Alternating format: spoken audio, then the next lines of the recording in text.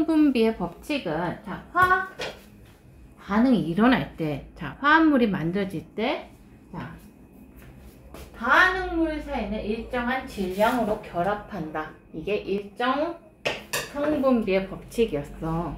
그래가지고 자, 이거 어제 설명하다가 조금 그랬는데, 자, 선생님이 이거를 지금 볼 때 농도가 같은 아이오딘화 칼륨 수용액 6ml에 질산납 수용액을 24680 이렇게 넣어줬다는 거야.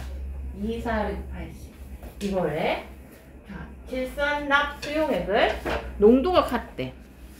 자, 농도가 같은데 이거를 아이오딘화 칼륨 수용액 6ml에 질산납 수용액을 이렇게 조금씩 넣어주고 있더라. 이렇게 넣어주고 있는 상황이야. 그때 생성된 아이오딘화 납 앙금의 높이는 다음과 같다. 자, 요거를 이해를 잘 해야 돼. 자, 이 상황을 한번 가보자. 자, 둘이 아이오딘화 칼륨 수용액 6ml. 자, 기본적으로 이런 게 있는데, 아이오딘화 칼륨 수용액은, 자, 아이오딘화 칼륨 수용액.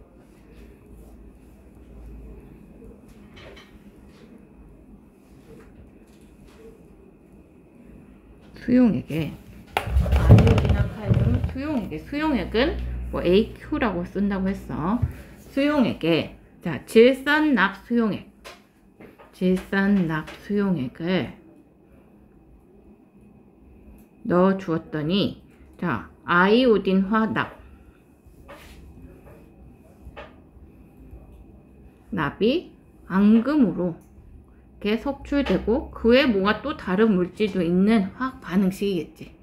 자, 그러면 이거를 내가 써보면 아이오딘화 칼륨, 자, 내가 볼 때 이거 수용액이니까 수용액에서는 둘 다 이온화가 돼 있겠지. 자, 그러면은 K 플러스하고 I 마이너스가 있는 요거는 KI라는 일단 수용액 상태의 이온 물질하고, 질산납, 자, PbE 플러스, 자, 수용액 상태라는 건 이온화가 돼 있다는 거야. 그 다음에 질산 이온 뭐냐? 말해. NO3 마이너스. 자, NO3 마이너스. 자, 그러면은 PbNO3 2 이런 식으로 수용액 상태로 들어갔는데, 자, 아이오딘화 납이, 자, 요렇게 요런 이온들이 있는 상태야. 수용액 속에. 자, 요런 비커 속에 요런 다 이온들이 있는 상태야. 그치? 여기까지 이해됐어?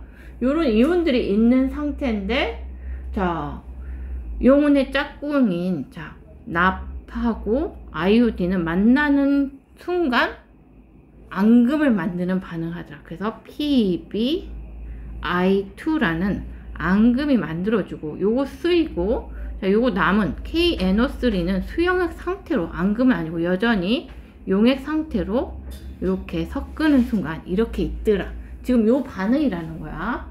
자, 요런 상태에, 자, 나타났을 때 둘이 농도는 같아. 둘이 농도가 같대. 수용액 농도.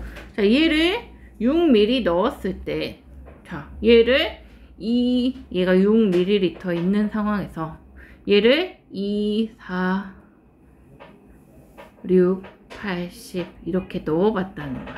넣어봤더니, 이렇게 밀리리터 넣어봤더니, 자, 이게 앙금의 높이가 6부터는 동일하다는 거야. 2, 4, 6 이렇게 딱 그래프가 올라가다가 이런 게 나왔다, 이런 말이야. 자, 이걸로부터 그래프로부터 뭘 알 수 있느냐? 앙금 생성 반응인데, 자, 일단 여기 이거 지금 개수 안 맞춰요. 개수 지금 이거에서는 개수 맞히는 건 중요한 건 아닌데, 개수 한번 맞춰볼까? 한번 맞춰봐.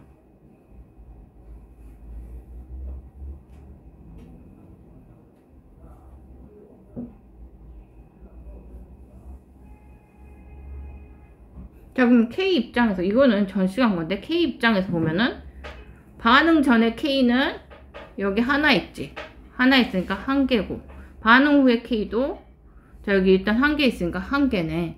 자, 일단 한 개 있으니까 한 개다고 두고. 자, 그 다음에 반응 후 전에 i는 하나인데 여기선 두 개네.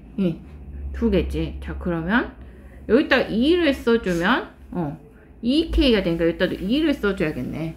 2를 써줘야겠네. 그런데 나 PB 반응 전에 한 개인데 여기서도 한 개. 자, I 두 개로 맞춰줬고, 그 다음 NO3 두 개인데 여기서 NO3 두 개로 지금 맞춰줬으니까 계수 다 맞네. 이름 표시 안 하니까 여기 다 지우고 계수는 이런 식으로 대충 맞춰준 거야. 자, 그렇게 됐어.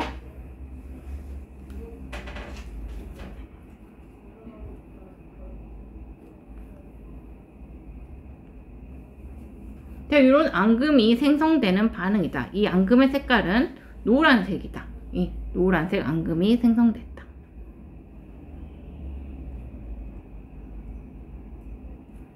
노란색 앙금이 생성됐는데, 자, 보았을 때 보니까 이거는 이제 그래프를 해석해라 이런 문제야. 이런 식으로 되더라. 이건 도대체 뭘 의미하는 거냐. 이거 보니까 6ml를 넣었을 때, 자, 0일 때는 뭐 앙금이 질산납을 안 넣었다는 말이니까 이때는 뭐 생성되는 게 없으니까 6ml 아이오딘이나 칼륨 수용액만 여기에 그대로 있겠지. 요거 여기에 있는 것은 아이오딘이나 칼륨 수용액 6ml겠지. 그대로 이렇게 아무것도 질산납을 안 넣었으니까.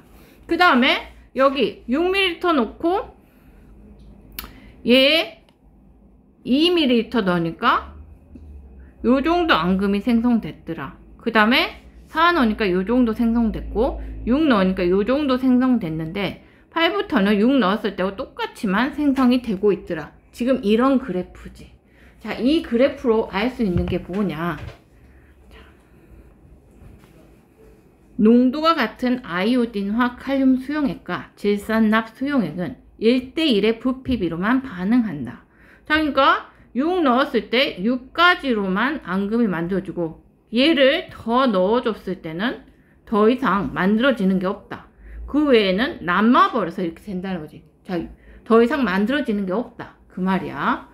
아이오딘화 납을 이루는 아이오딘과 납의 질량비는 일정하다. 자, 그러면 여기서 보면은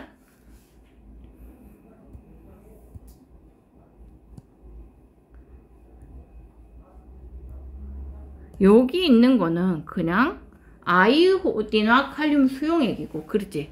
여기는 그냥 KI고, 여기는 질산납이 들어가기 전이니까, 그치? 자, 그 다음에 여기 있을 때는, 자, KI가 들어갔을 때, 이게 2 들어갔을 때 이만큼 똑같은 부피로 가니까 2 들어갔을 때 그러면은 여기서도 2 정도 사용되고, 여기 남은 거는 KI가 4ml 남아있겠지. KI가 4ml 남아있겠지. 그치. 4ml. 여기서는 6ml 그대로 있는 거고. 요거 이해됐어? 1대1로 반응하니까.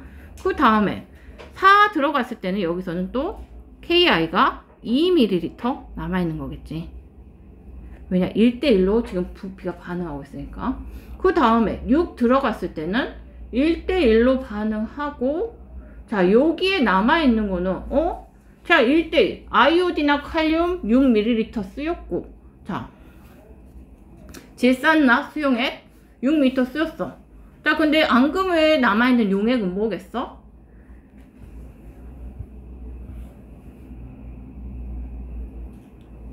이제 남아있는 것은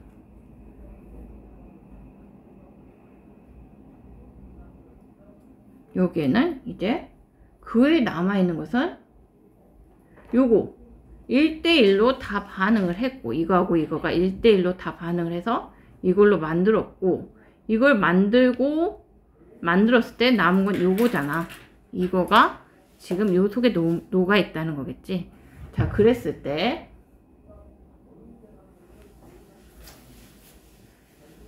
여기에 남아있는 거는, 자,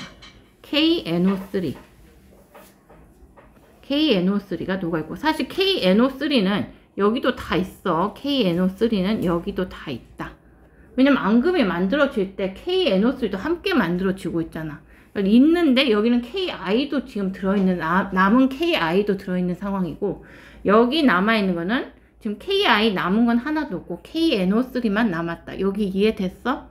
이 부분이 살짝 어려울 수 있는 부분인데, 그 다음에 여기서도 남은 것도 이제는 얘가 초과로 들어갔으니까, 얘가 8 들어갔으니까 남은 거는 얘가 8 들어갔으니까 PbNO2도 들어있고, 여기는 PbNO3 들어있고, 그 다음에 요것도 들어있겠지. KNO3도 들어있는 상태다. 그 다음에 여기도 마찬가지지. 여기도 그런 상태다. 그런 식으로 이 남은 용액의 성분이 뭔가, 이건 상당히 어려운 문제인데 이거를 이해할 수 있으면 다 이해한 거야. 다 이해가 됐어? 안 됐어? 안 됐어도 괜찮아. 좀 이따 더 하자고. 알았지? 이거는 이해하는 상당히 어려운 부분이야. 민지는 된 거지? 이해가 안 됐어? 이해됐어? 그러니까 요 부분에 남아있는 용액들의 성분이 뭔가, 요 부분이 제일 어려운 부분이야. 근데 이 부분이 이해가 됐으면 다 이해가 된 건데, 여기서 그게 중요한 거 아니고 제일 중요한 거는 뭐냐면 1대1로, 자 1대1로 6ml면 6ml까지만 반응하고 그런다는 거야. 자 그래서 자 부피비가 일정하다는 것은, 야 요거 질산납이냐 아이오디나 칼륨이나 봐봐. 농도가 같아.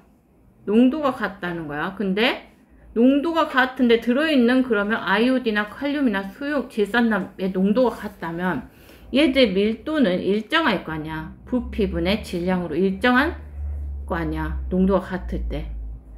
그러면 얘들이 일정한 질량으로, 일정한 부피로 반응한다면 결국 밀도가 일정한 물질들이니까 일정한 질량으로 반응한다 거겠지. 그래서 앙금이 생성될 때도 일정한 질량비로 반응한다는 일정 성분비의 법칙이 들어맞는 것이다. 이해됐어? 일정 부피비라고 해서 이것이 곧, 자, 요 용액은 계속 일정한 밀도를 가지는 물질일 테니까, 자, 부피가 일정해 버린다면 질량비 또한 일정할 것이다. 그 말이지. 부피가 1대1이라면 질량비도 어떻게 일정하게 반응할 것이다. 1대1까지는 아니라도 그 외의 물질에 맞는 질량비로 동일하게 반응할 것이다. 그거겠지. 그래서 앙금 생성 반응에서도 일정 성분비의 법칙이 성립한다. 알았지?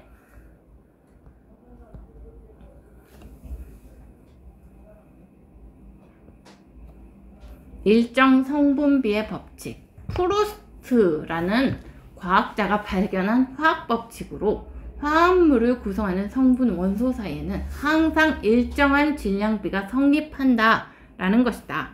일정 성분비의 법칙이 성립하는 까닭. 자, 요거는 잘 생각해봐. 화합물을 구성하는 성분 원자의 개수비가 항상 일정하기 때문이다. 자, 같은 종류의 원소로 이루어진 물질이라도 성분 원소의 질량비가 다르면 서로 다른 물질이다. 이게 뭔 말이냐? 물과 과산화수소. 물, 자, H2O. 이거는 OOHH. 둘이 같은 종류의 원소 H하고 O로 이루어져 있는데 질량비가 달라. 자, 원자의 개수비가 수소 대 산소가 얘는 2대1이고 2개일 때 1개고, 얘는 2개일 때 2개에서 1대1이잖아. 이러면 질량비가, 자, 산소 원자 1개의 질량은 수소 원자 1개의 질량하고 이렇게 비교를 해보면, 자, 산소 이거를 해보면 1대8이고 그 다음에 1대16이더라. 그래서 같은 물질로 이루어졌어도 이런 성분 원소의 질량비가 달랐을 때는 서로 다른 물질이더라. H2O는 물이고 H2O2는 과산화수소더라. 이런 말이야. 자, 일정 성분비의 법칙은 혼합물에서는 성립하지 않고 화합물에서만 성립한다. 알겠지?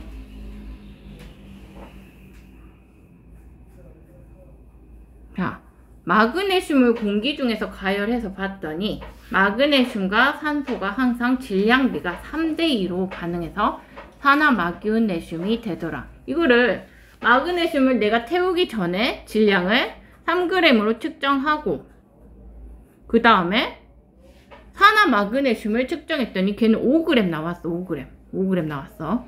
그 다음에 6g으로 태우고 봤더니 걔는 이번에는 10g 나왔어. 그러면 반응한 산소는 2g일 것이고 얘는 6g일 것이고 그렇잖아. 그런 식으로 해서 재봤더니 얘들은 항상 산화마그네슘은 3대2로만 질량비가 반응하더라.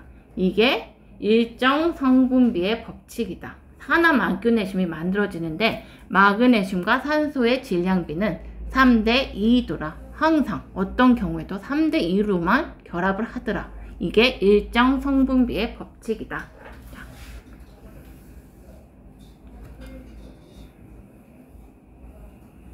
분자 모형을 통한 일정 성분비 법칙에 의해 화합물을 구성하는 성분 원소의 질량비는 원자의 개수비에 원자 한 개의 질량비를 곱해 알 수 있다. 자, 보자.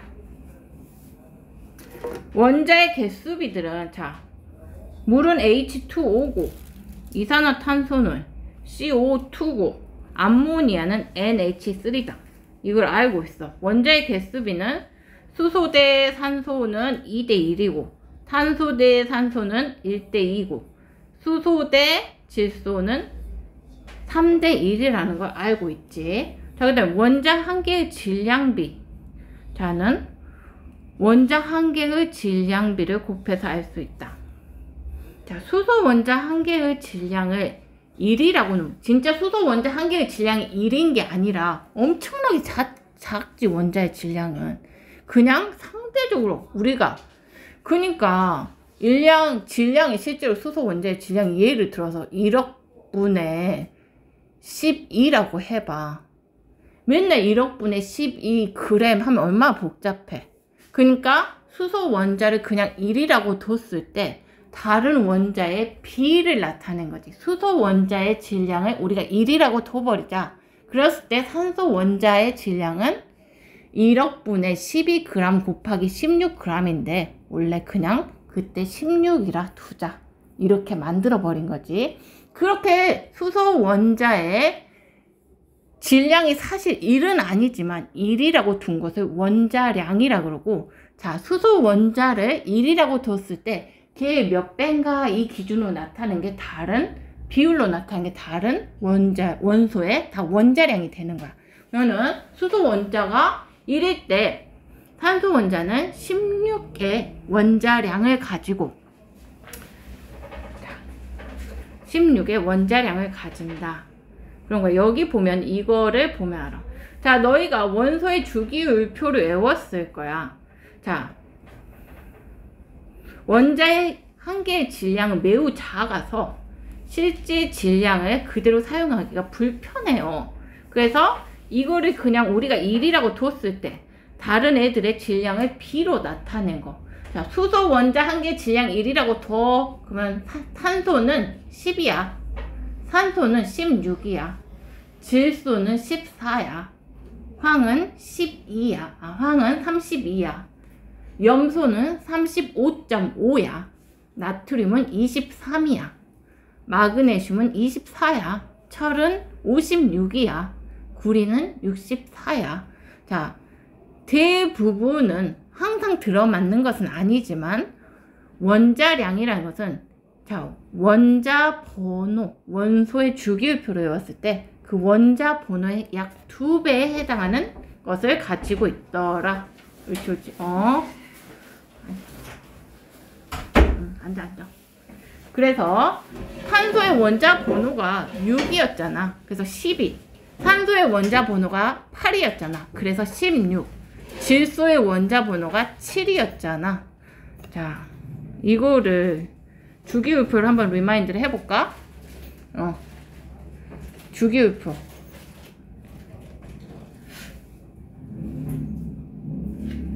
이쪽, 이쪽. 자, 그 다음에 여기 띄어서 13, 14, 15, 16, 17, 18. 자, 이쪽이, 자, 여기 뭐야? 수소, 헬륨, 그 다음에, 아니요. 여기 수소, 헬륨 이게 아니지. 18로 가야지. 수소, 헬륨, 자, 리튬, 베릴륨, 붕소, 탄소, 질소, 산소, 플로린, 네온, 나트륨, 마그네슘, 알루미늄, 규소, 그 다음에 인, 황, 염소, 아르곤, 칼륨, 칼슘 다 하네. 자, 원자 번호에 대개 2개 1, 2, 3, 4, 5, 6. 자, 6이면 탄소 같은 경우는 원자량이 12. 자, 산소 같은 경우는 16. 질소는 7이니까 14. 자, 그 다음에 황은 16이니까 32. 자, 탄소는 염소는 17인데 34가 아니라 35.5. 그 다음에 나트륨은 11인데 22가 아니라 23. 마그네슘은 12인데 24. 그 다음에 여기 금속은 그냥 56, 64. 금속까지는 너희가 모르니까. 예외도 좀 있긴 해. 이런 식으로. 이런 것도 예외가 있긴 한데 대부분 자기 원자 번호의 2배 정도의 원자량을 가지더라. 오케이. 자, 그래가지고 보니까 원자 한 개의 질량비를 해보니까 수소하고 산소 원자량 해보니까 1이고 16, 1대 16. 탄소 해보니까 탄소 12일 때 산소 원자는, 자, 12일 때 16이어서 12대 16이니까 3대 4. 수소는 1일 때 질소는 14. 이런 식으로. 자, 원자 한 개의 질량비가 나왔을 때 성분 원소의 질량비는, 자, 수소가 얘는 2개니까 2 곱하기 1. 산소는 1이니까 1 곱하기 16 해서 하면은 1대 8이 나오고, 자, 이산화탄소는, 자, 얘가 한 개일 때 3이니까 1 곱하기 3. 그 다음에 2 곱하기 해서 3대 8이 나오고, 그 다음에 얘는 3일 14에서 3대 14. NH3는 3대 14. 자, 화합물이 생성되는 화학 반응에서, 자, 반응물들은 항상 이렇게, 자, 물이 생성될 때 수소와 산소는 1대 8의 질량비, 이산화탄소가 생성될 때 탄소와 산소 분자의 질량비는 올해 3대 8. 그 다음에 암모니아가 생성될 때는 수소와 질소 원자의 질량비는 3대 14다. 이런 식으로 일정한 질량비를 가지고 있더라. 여기까지 이해되어 있어요? 자, 그래서 화합물을 구성하는 성분 원자의 개수비가 항상 일정하기 때문에, 개수비가 물이 항상 수소하고 산소의 개수비가 2대 1이니까 이렇게 된다는 거야. 물이 수소가 3개이고 산소가 2개일 때 없어. 항상 수소가 2개일 때 산소가 하나인 분자를 가지니까 성분 원소의 질량비가 1대 8 이렇게 된다는 거야. 자, 볼트와 너트 무용으로 일정 성분비의 법칙을 이해해보자. 자, 볼트 B, 너트 N으로 이루어진 화합물 BN3를 이루는 볼트와 너트의 개수비는 일정하다. 자, 이렇게 해서 BN3가 만들어진대, 이 화합물이. 자, 그러면 볼트가 5개고 너트가 15개일 때 만들 수 있는 BN3는 몇 개야? BN3는 요거 5개지. 볼트의 개수만큼 5개가 되지. 5개의 BN3를 만들 수 있다. 1대 3으로 결합하니까. 그러니까 5개. 남은 모형은 없다. 근데 만약에 6개이고 20개일 때는, 자, 1대 3으로 결합해야 되는데, 자, 6, 3, 18 하고 18개 쓰고도 너트가 2개 남고 만들 수 있는 BN3는 6개가 되겠지. 여기까지 이해됐어?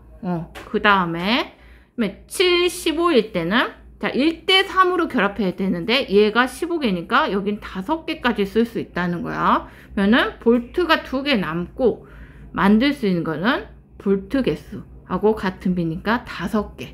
여기까지 이해됐습니까? 이런 식으로 BN3는 항상 1대3으로만 결합한다. 이게 무슨 법칙이라고?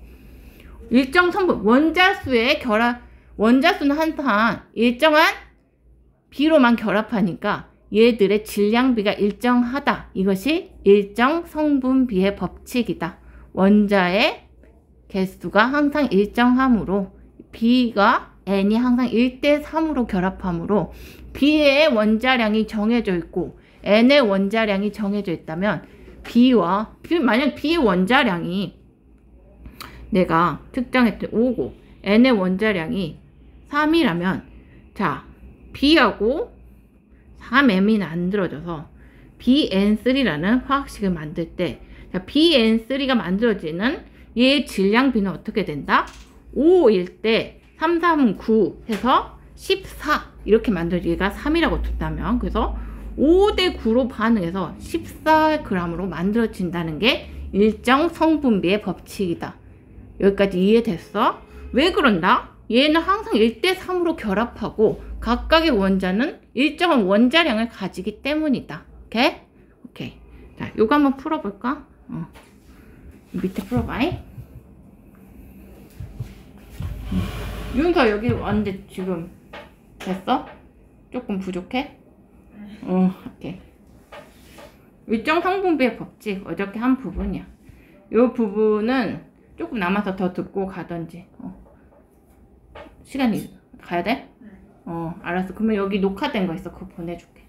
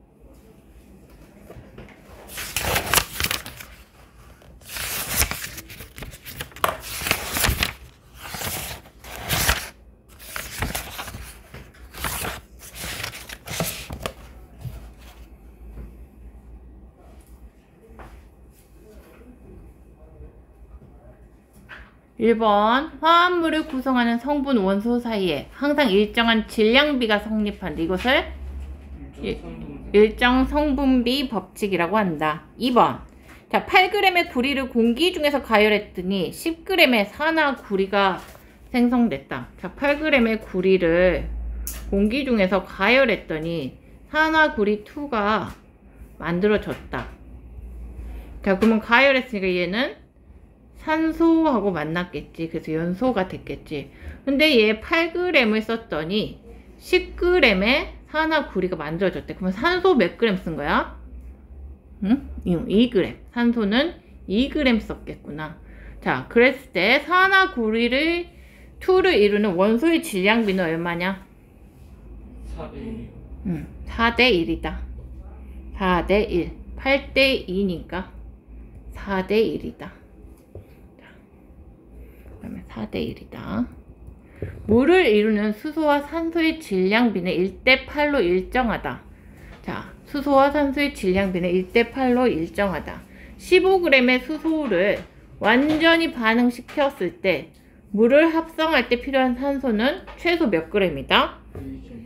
15 곱하기 8 하면 되겠지. 15 곱하기 8 하면은 120g이다. 그렇지.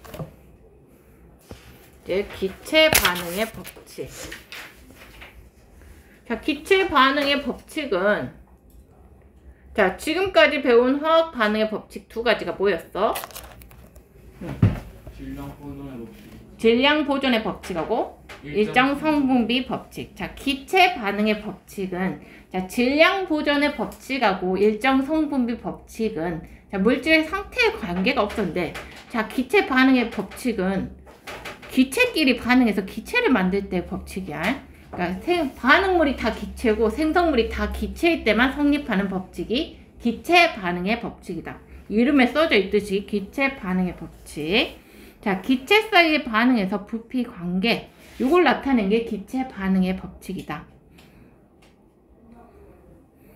자, 수증기 생성 반응에서의 부피비. 자, 일정한 온도와 압력에서 자, 수소 기체와 산소 기체가 반응하여 수증기를 자, 우리가 이때까지 봤던 거는 수증기, 수소 기체하고 산소 기체를 합성해서 막 물, 액체 상태를 만들거나 이런 거였는데, 이제는 기체를 만드는 거야. 기체를 만들 때, 자, 기체 상태에서 기체를 만들 때 반응이 지금 기체 반응의 법칙인데, 생성할 때 각 기체의 부피비는 2대 1대 2다. 이런 거야. 이 기체 부피가 항상 일정한 게 기체 반응의 법칙이라는 거야. 자, 그러면 이건 결국 뭔 말이냐? 이걸 향해서 가는 거다. 처음 요 사실을 갖고 가보자. 자료 더하기. 자, 수소 기체하고 산소 기체하고 반응해서 수증기를 생성한다. 반응해서 지금 수증기를 생성할 때, 기체를 생성할 때 남은 기체의 부피를 통해서 반응한 기체의 부피를 구해보자.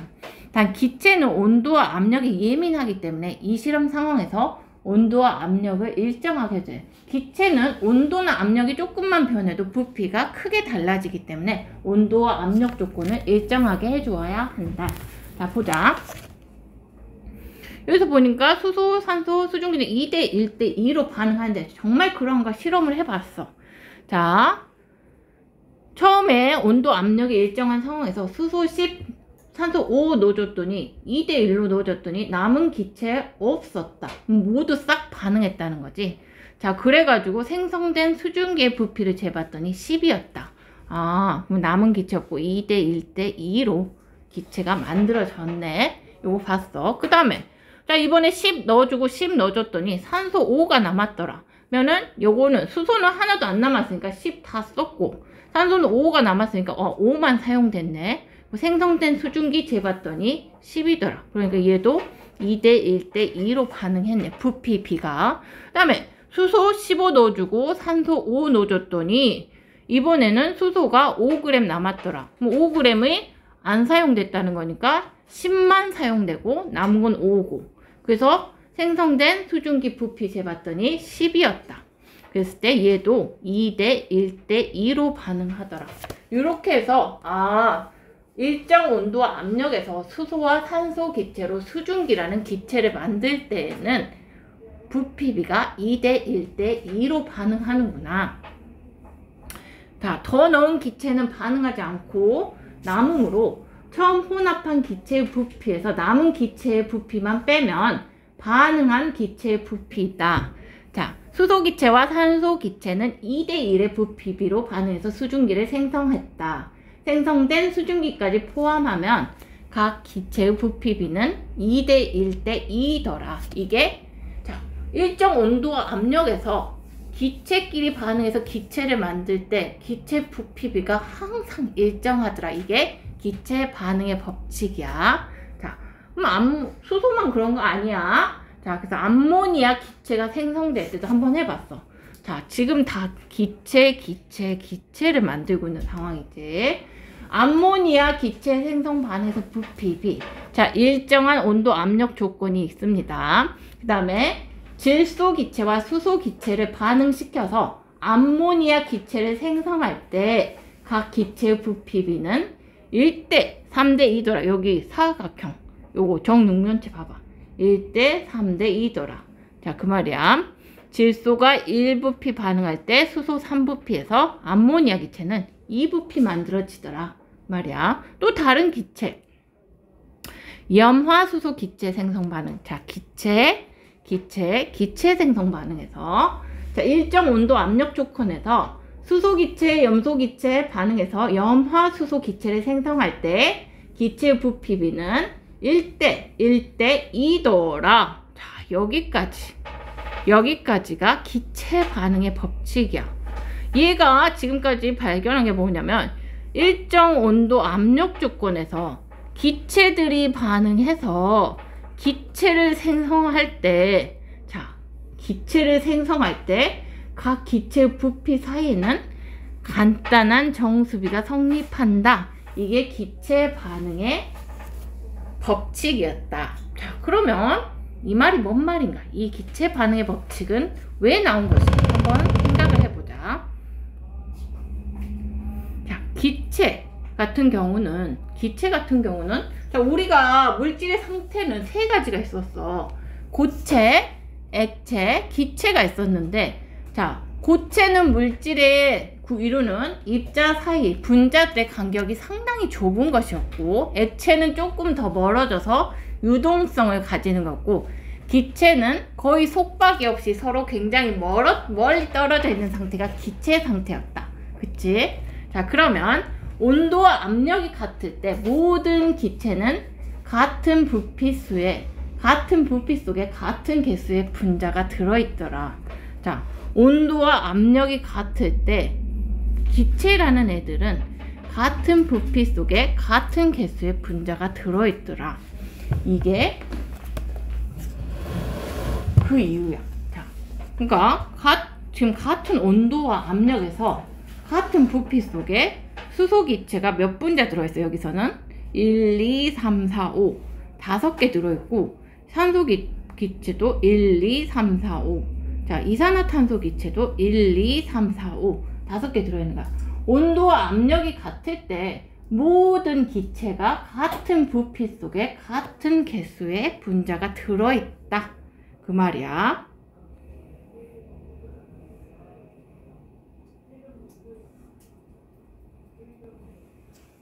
기체는 종류에 따라서 분자 크기나 모양이 모두 다르지만, 여기 봐봐. 수소, 산소, 이산화탄소 크기, 모양 다 달라. 배율도 다르지만 사실 공통적으로 분자 크기가 매우 작고, 분자의 크기는 매우 작으면서 서로 거리가 굉장히 멀기 때문에 분자 자체가 차지하고 있는 공간 자체는 고려하지 않아도 된다. 그래서 분자의 종류에 관계없이 온도와 압력이 일정할 때 모든 기체는 같은 부피 속에 같은 개수의 분자가 들어있다. 이렇게 말해. 자, 여기서 이걸 발견한 사람이 아보가드로라는 학자야. 근데 이 사람이 생전에는 이걸 인정을 못 받았어. 근데 나중에 죽고서야 이게 맞다는 게 드러났지. 그래서 이 사람의 업적을 기려서 사실 0도씨 일기압 조건에서 모든 기체는 22.4리터에 6.02 곱하기 10의 23승계의 분자가 들어있다.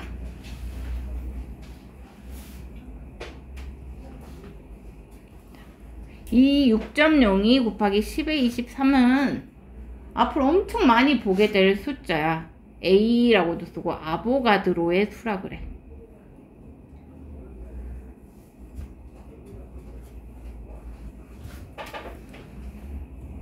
영도씨 일기압이라는 일정 온도 조건에서 일정 부피 22.4리터 속에 6.02 곱하기 10의 23승계의 분자가 들어있다.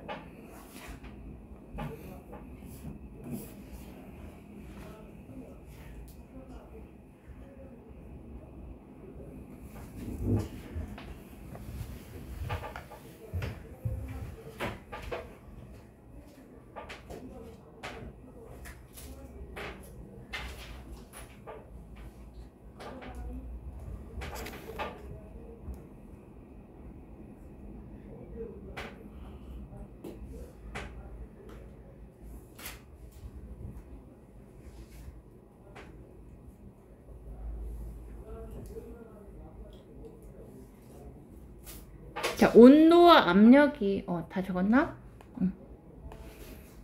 온도와 압력이 일정할 때 기체에는 같은 부피 속에 같은 개수의 분자가 들어있으므로, 자, 각 기체의 부피 비는 분자 수의 비와 같다. 즉 화학 반응식에서 계수비는 분자수의 비와 같으므로 반응 물질과 생성 물질이 모두 기체인 경우에는 화학 반응식의 계수비는 부피비와 같다. 자, 이게 뭔 말인가 차근차근 봐보자.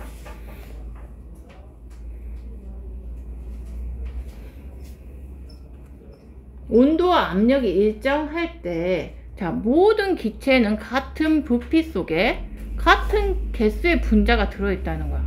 자, 그러므로, 자, 수증기가 만들어지는 요 반응 봐봐. 여기까지 수증기가 만들어지는 요 반응. 자, 봐봐. 자, 1부피에 수소 1개 들어있고, 자, 1개씩 들어있고, 산소 분자도 1개 들어있고, H2O 분자도 1개씩 들어있어. 자, 계수비가 2대 1대 2일 때, 자, 분자수의 비도 2대 1대, 자, 수소 2분자에 산소 1분자, 거기에 H2O 2분자가 만들어진다. 이 상황인데, 자, 만약에 각 분자가 차지하는 부피가 같다면 이 계수비 이꼬르 부피비가 될 것이다. 계수비 이꼬르 기체 반응에서는 부피비가 될 것이다. 왜냐면 각 하나의 분자가 차지하는 부피가 같다는 말이니까 하나의 분자가 차지하는 부피를 그냥 뭐 x라고 둔다면, 자, 2개의 분자가 차지하는 부피는 2x일 것이고, 자, 3개의 분자가 차지하는 부피는 뭐 3x일 것이고 하니까, 자, 계수비 이꼬르 분자수의 비인데 이 분자수의 비는 바로 기체 반응에서 부피비가 될 것이다. 그래서 기체들이 반응해서 기체가 생성되는 화학 반응에서, 자, 계수비 이꼬르 부피비가 되더라. 오케이. 자, 그래서 여기 같은 경우도 질소 기체와 수소 기체가 반응해서 암모니아 기체가 생성될 때, 자, 질소 분자와 수소 분자는 1대 3이다. 그러므로 여기에 기체 반응에서, 자, 질소 기체 1부피와 수소 기체 3부피가 반응해서 암모니아 기체 2부피가 만들어진다. 요런 부피비를 가진다. 자, 그 다음에 자, 수소 기체와 염소 기체가 반응해서, 자, 액체가 아니라 기체의 염화수소라는 기체를 발생시킬 때는, 자, 여기 계수비를 우리가 화학 반응식에서 써보니까 1대 1대 2다. 그럴 때 이 기체 반응에서 계수비는 분자수의 비, 기체들이 한 분자당 차지하는 부피는 일정하니까 이 부피비는 바로 분자수의 비가 된다. 이게 바로 기체 반응의 법칙이더라. 근데 여기가 얘들아, 그냥 수소 기체하고 산소 기체를 반응시켜 물을 만들었을 때는 해당이 안 돼. 액체는 해당이 안 돼. 그냥 수증기를 만들었을 때 해당이 되는 거야. 무조건 반응 물질도 다 기체여야 되고 생성 물질도 다 기체여야만 해. 기체 반응의 법칙은 그럴 때만 성립한다. 왜냐? 우리가 알다시피 액체인 물하고 수증기는 부피 차이가 어마어마해. 같은 질량이라도. 그러니까 성립이 당연히 안 되는 거야. 알았지? 여기 한번 풀어볼까?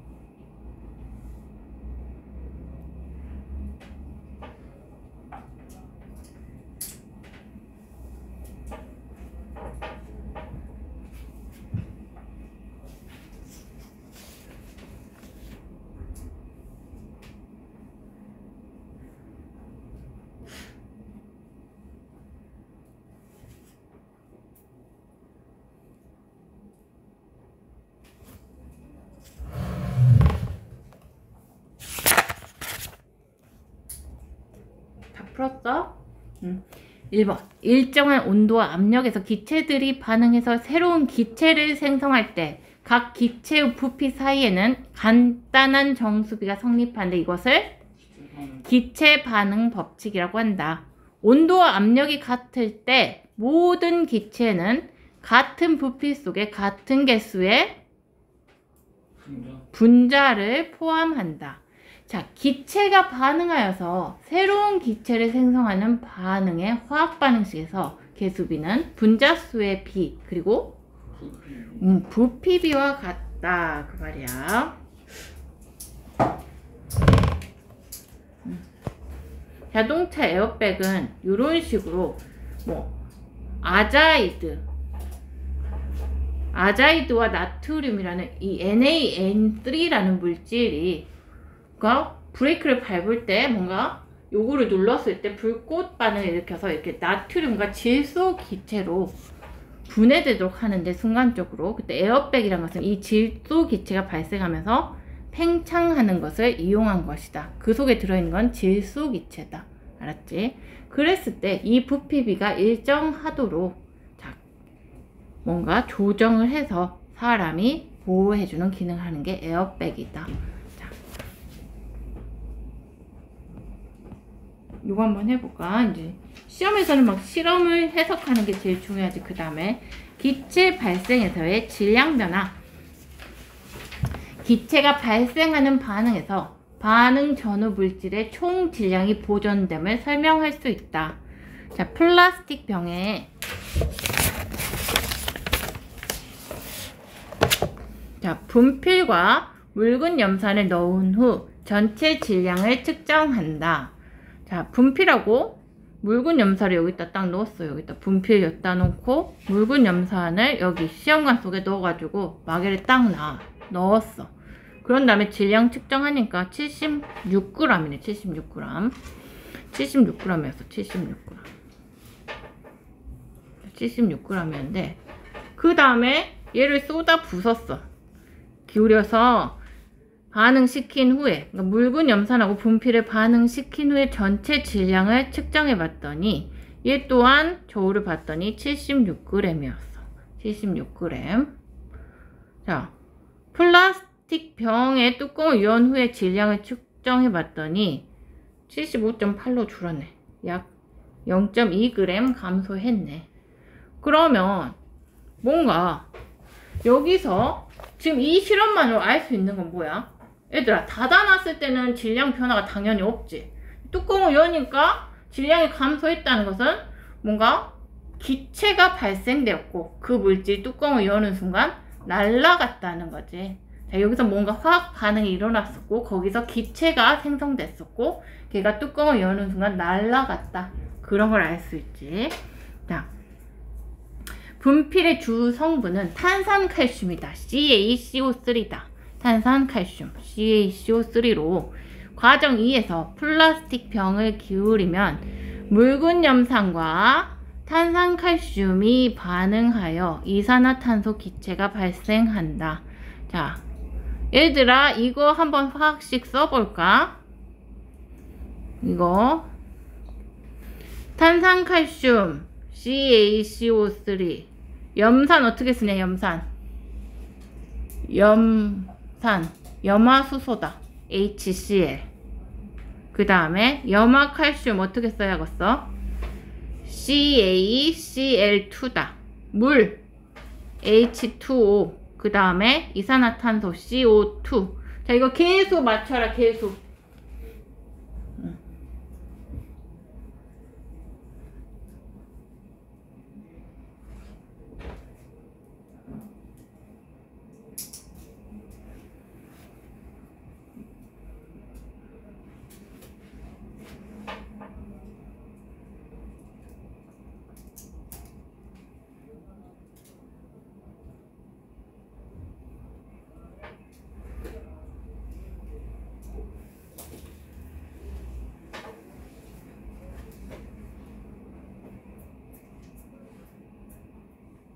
계수 어떻게 돼? 불러봐. 여기 앞에 계수 구했어. 응, 안 구했어? 응. 12111 12111 맞아요. 12111 여기 보면은 CA는 한 개 맞고 CL은 두 개니까 여기다 2 써줘 봤어. 근데 EH나 H2 맞고 O 3개, O 3개 맞고 C 하나 맞고 그래서 1, 2, 1, 1, 1 맞았네. 이렇게 화학 반응식 쓸 수 있어야 된다. 계수도 맞출 줄 알아야 되고, 물론 까다로운 거 이런 것들은 괄호로 주어질 수 있다. 충분히 이런 거에 너무 염려하지 말고 계수는 맞출 줄 알아야 된다. 자, 과정 1과 3에서 측정한 질량을 비교하면, 자 1의 질량은 1과 2의 질량은 같은데 3의 질량이 이것보다 적더라. 자 1과 2의 질량이 같은 까닭, 화학 반응이 일어나도 반응 전후 물질의 총 질량에 변하지 않은 무엇이 성립했기 때문에,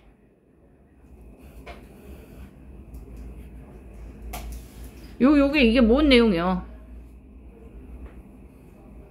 요것이 바로 질량 보존 법칙이지. 질량 보존 법칙.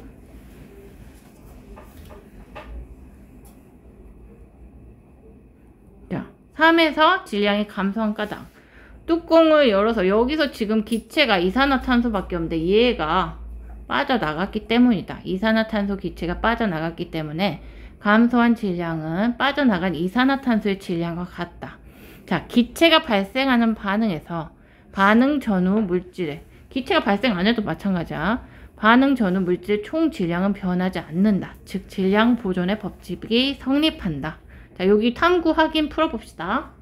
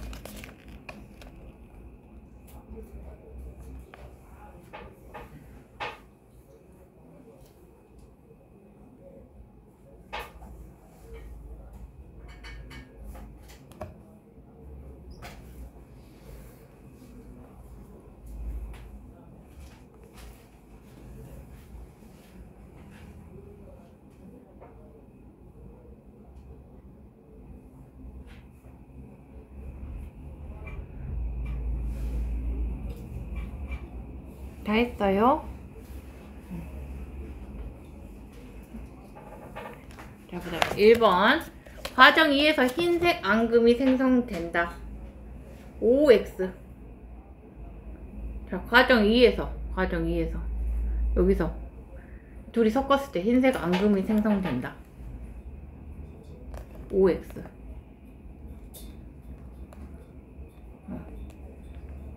앙금 생성 반응이 가물가물해서 기억이 안 나? 자, 여기서 보면은 해서 지금 이런 것들은 앙금이 아니고 얘가 앙금인가 아닌가 지금 궁금하겠지. 자, 염화칼슘이 앙금일까 아닐까? 앙금 아니에요 이거는. 자, 앙금 아니다.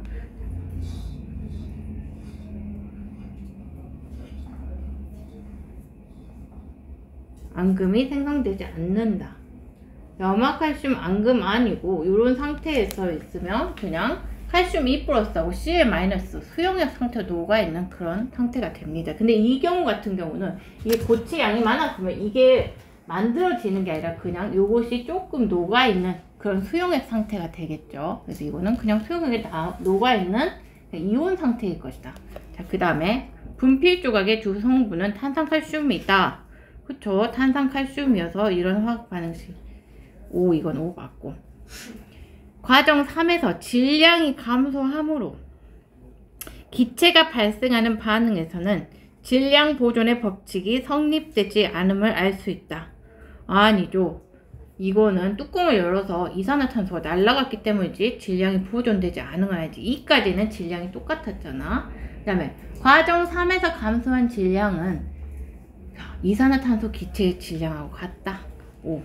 그 다음에 열린 용기에서 기체 발생 반응이 일어나면 발생한 기체는 빠져나가므로 반응 전보다 질량이 감소하는 것으로 측정된다. 5. 자, 그 다음에 그림과 같이 묽은 염산과 아연을 플라스틱 병에 넣고 반응 전과 후, 반응 후 뚜껑을 열었을 때 질량을 측정하였다. 이에 대한 설명으로 옳은 것을 보기에서 모두 고르시오. 묽은 염산과 아연을 넣었는데 반응 전에는 얼마였다가 반응 후에는 얼마였다가 단 얼마더라. 이랬을 때, 자, 묽은 염산 어떻게 쓰냐? 묽은 염산 얘하고 얘를 반응시켜서 뭔가가 만들어졌다 그 말이지. 그랬을 때 질량을 측정하였다. 뚜껑을 나에서 발생하는 기포는 수소이다. 일단 이거 너희 어떻게 부르냐? 수소이다. 수소 맞냐 아니냐? 자, 묽은 염산 화학식 어떻게 돼? 염산의 화학식은 HCl, 그 다음에 아연 ZN. 요거 반응했대. 자, 뭔가 여기서 기체가 만들어지긴 만들어져. 근데 만들어줄 수 있는 깜냥이 여기 수소밖에 없어. 예, 그래서 수소하고 ZnCl2 이거 하고 H2 이렇게 만들어져서 이런 식의 반응식이 나타나. 자, 그래서 나에서 발생하는 기체는 수소이다. 맞아. 여기서 수소가 만들어질 건 뭐 O도 없고, 자, 오직 수소 기체나 나오지 별것이 없습니다. 그 다음에 나의 질량, 뭐 뚜껑을 열었는데 수소 기체가 만들어지면 얘가 날아가지. 그러니까 다는 감소하죠. 다의 질량은 나의 질량보다 작다. 질량 보존의 법칙은 성립을 하죠. 성립하는데 다에선 뚜껑을 열어서 발생한 기체 수소가 날아가서 감소하는 거죠. 그래서 기억이 답이다. 자, 산화구리2가 생성되는 반응에서의 질량 관계 보자. 구리가루의 질량을 자 1g, 2g, 3g, 4g으로 다르게 측정해서 도가니, 이런 거 하얀 그릇을 도가니라 그래. 도가니에다 넣었다. 이렇게 다 자기가 구리를 측정했다. 그 다음에 구리를 잘 섞어주면서 이렇게 휘저서 주면서 유리막대로 계속 저으면서 가열을 했다. 구리 가루의 색깔이 모두 검은색으로 변했다. 그러면 가열을 멈추었다. 자, 화학 반응이 일어난 거야. 구리하고 뭔가 가열을 했다면 산소하고 화학 반응이 일어나서 자, 구리의 성질을 완전히 잃고 다른 물질이 된 검은 물질이 될 때까지 가열을 했다는 거지. 도가니가 완전히 식으면 질량을 측정한 후 생성된 산화구리2의 질량을 구한다. 이제 보자. 이렇게 1g, 2g 다 이 과정을 반복했대. 4g까지. 그래서 자 측정을 해보니까 1g, 2g, 3g, 4g 산화구리2 검은 거 그거 만들어준 거니까 1.25, 2.5, 3.75 5 이러더래. 그러면 구리하고 산소하고 반응해서 산화구리2가 만들어졌을 거니까 자, 이때 반응한 산소의 질량은 1.25 산화구리2면 산소는 0.25. 자, 1.25에서 1 빼면 되니까 그 다음에 2.5에서 2 빼면 0.5, 3.75에서 3 빼면 0.75, 5에서 4 빼면 1 이런 식으로 나온다. 이런 식으로 보면 구리하고 산소하고 반응한 질량 비는 몇 대 몇이더라. 구리하고 산소하고 반응한 질량 비는 몇 대 몇이더라. 구리가 4대 1이더라. 4대 1로 일정하더라.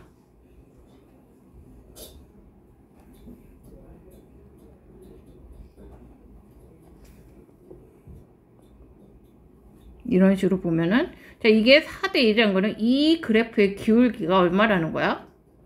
기울기가 자, 얘가 4대 1이라는 거는 4분의 1이라는 거지. 이런 거 응용, 뭐, 객관식 문항에서 일본에서 얼마든지 이 그래프의 기울기는 뭐 3분의 1이다. 이렇게 나오면 틀린 거야. 이런 식으로. 자, 그 다음에.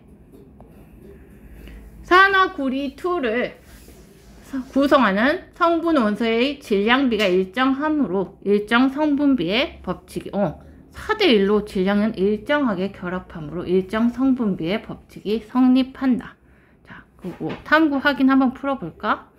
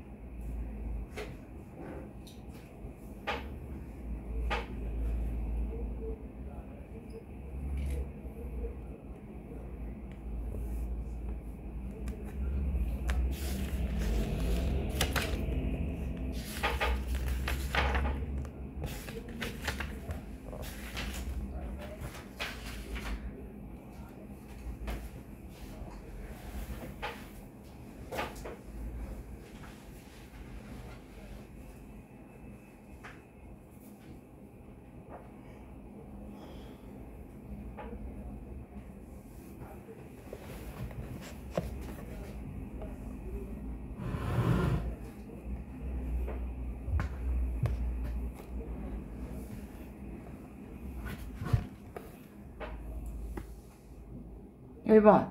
위 탐구에서 구리의 질량을 증가시켰어. 도관에 있다 빵 구리를 증가시켰을 때 변하지 않는 것. 반응하는 구리의 질량이 당연히 늘어나겠고, 산화구리 2가 생성되는 시간도 더 길어질 것이고, 산소량도 늘어날 것이고, 산화구리 질량도 더 커질 것인데, 구리와 산소의 질량비는 일정하다. 5번 일정 성분비의 법칙. 자, 2번 몇 g이라 했어? 20g. 20g. 그치. 4대 1로 반응이 됐으니까 16g의 산소 4g이 반응해서 20g이 생성된다. 3번 몇 번이라 했어? 3번. 3대 2. 자, 마그네슘이 0.3일 때 산화 마그네슘이 0.2면 산소는 0.2 사용됐다. 마그네슘과 산소의 질량비는 3대 2이다. 오케이. 3번. 다음. 수소기체와 산소기체의 반응에서 부피 관계 보자. 물 합성 장치의 기체 주입구에, 자, 수소기체와 산소기체를 기체 주입구를 열고, 자, 주사기를 이용해서 산소 6, 그 다음에 같은 방법으로 수소기체도 넣는다. 여기다가 산소도 넣고, 산소 넣은 다음에 여기다 넣은 다음에 그 다음에 수소를 넣는다 그 말이야. 이 주입구로, 주사기로 산소 먼저 넣은 다음에 그 다음에 이런 식으로 수소도 주사기로 밀어 넣는다. 자, 기체 주입구를 닫고 점화기를 눌러서, 자, 이렇게 뭔가 에너지를 넣어줘서 기체하고 산소 기체하고 수소 기체를 반응시킨 후에 남은 기체의 부피를 측정한다.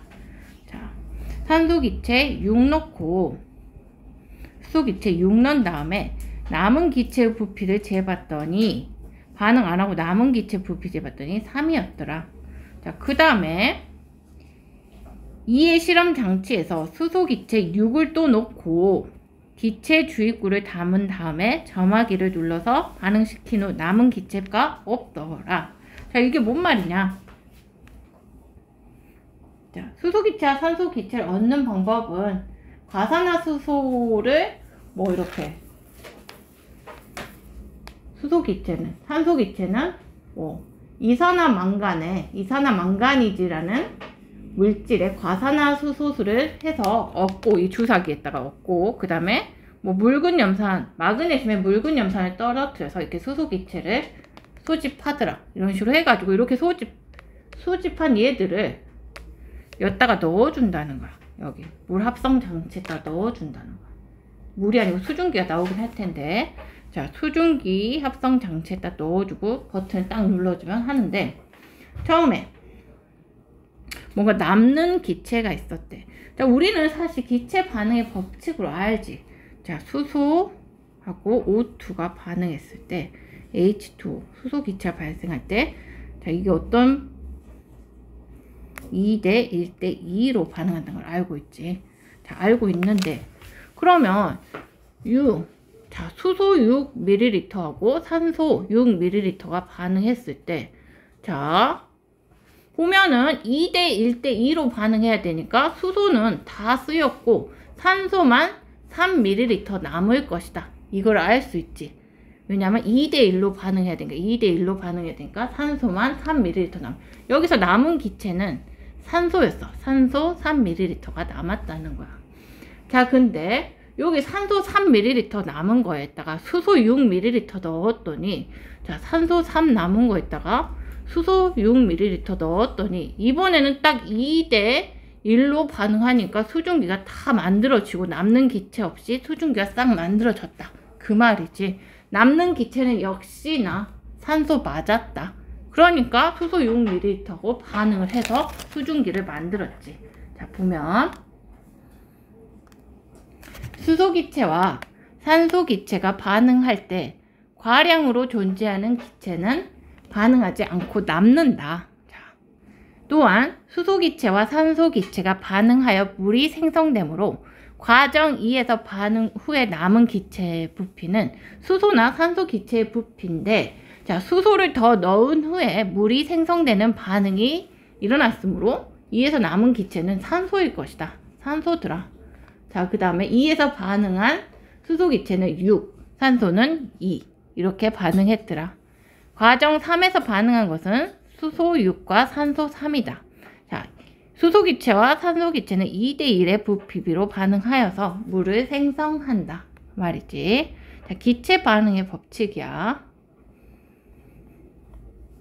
여기서 그러면 얘들아, 이 물이 액체 상태면, 이 H2O가 액체 상태면 요거는 2대 1까지는 반응하는데 여기선 2가 성립을 안 해. 이게 액체가 되면 그냥 수소 기체와 산소 기체는 2대 1까지만 반응하고, 여기 물은 2로 안에 이게 수증기일 때만 2로 되는 거야. 알았지? 그러면 탐구 확인 문제를 한번 풀어보자.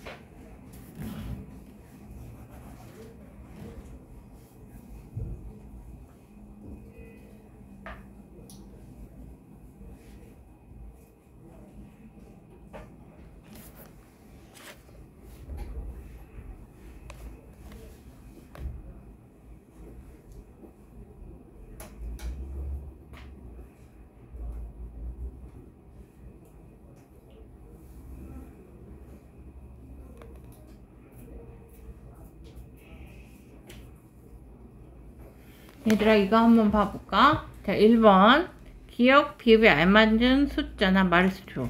자 남은 기체의 종류하고 부피를 쓰래. 기억에 뭘 써야 돼? 산소.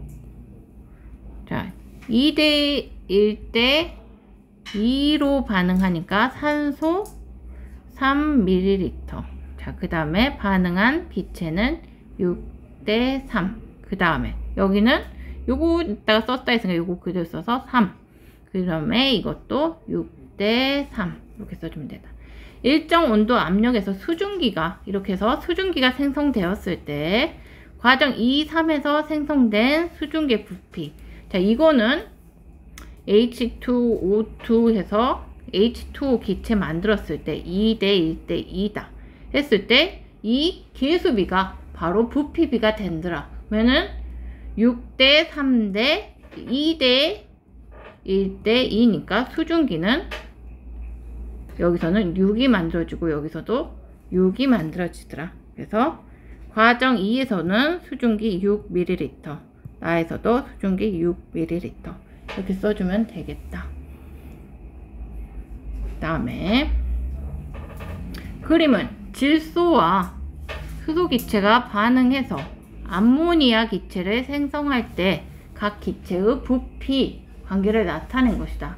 질소 1부피당 수소 3부피, 그 다음에 암모니아 2부피다. 자, 질소 기체를 각각 얘들을 60씩 혼합하여 완전히 반응시켰을 때, 자, 완반시켰을 때 생성되는 암모니아 기체 부피. 자, 수소, 자, 1대 3대 2로 반응되는데, 자, 어떻게 될 거야? 60 넣었어. 그러면은, 자, 넣은 기체. 60 넣었다. 질소, 수소. 자, 넣었어. 자, 그 다음에 반응한 기체. 남은 기체. 반응한 기체는 어떻게 돼? 자, 1대 3대 2로 반응해야 되니까. 자, 질소 몇 반응해? 20. 그 다음에 수소는 완반. 60. 완전 다 반응해. 그리고 암모니아는 그러면은 1대 3대 2니까 얼마 만들어져? 40. 자, 질소는 남은 기체는 질소 40. 남은 기체는 질소 40. 자, 그래서 생성된 암모니아 기체 부피는 40ml다. 됐고, 자, 심화 조금 볼까? 자, 우리는 자 도일턴의 원자설을 2학년 1학기 때 배웠어요. 됐어?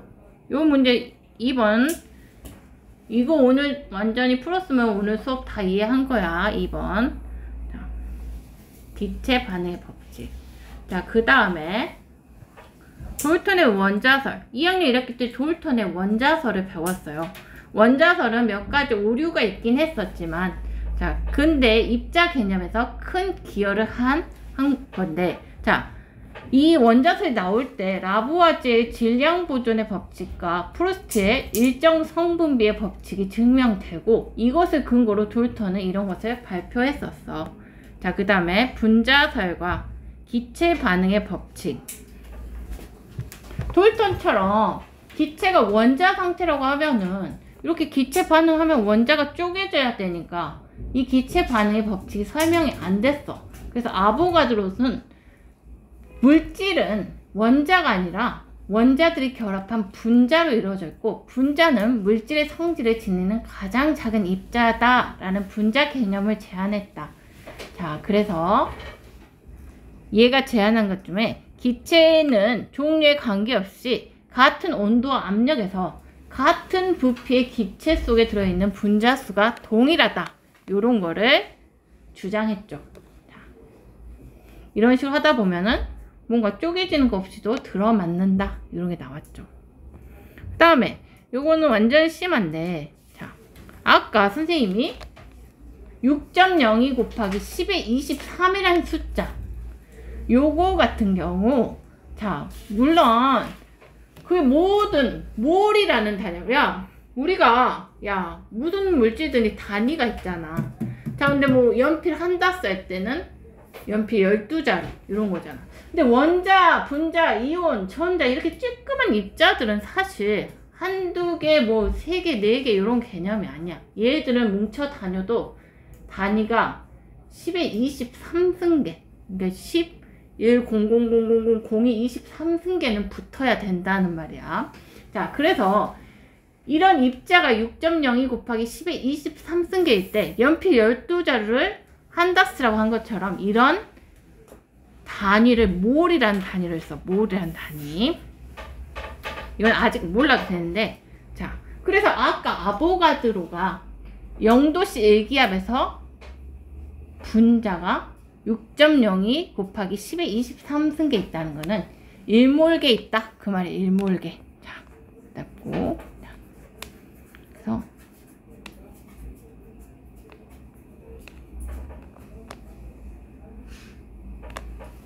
0도씨 일기압일 때 22.4리터에서 기체는 6.02 곱하기 10의 23승계의 부피는 22.4리터이다. 이게 아보가드로가 발견한 법칙이야. 다음에 됐고 여기까지 하고, 자 숙제는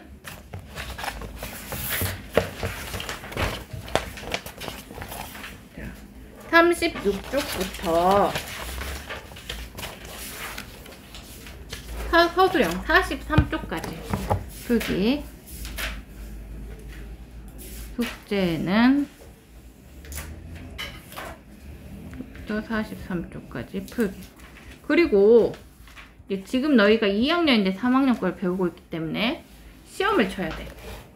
다음 시간에는 또 지난번처럼 한 18문제 정도를 20분 동안 볼 거야. 자, 여기 단원, 여기 방금 한대.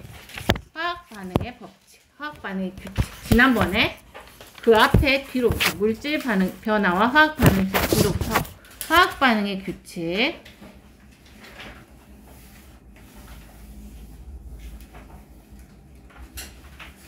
시험 준비하기.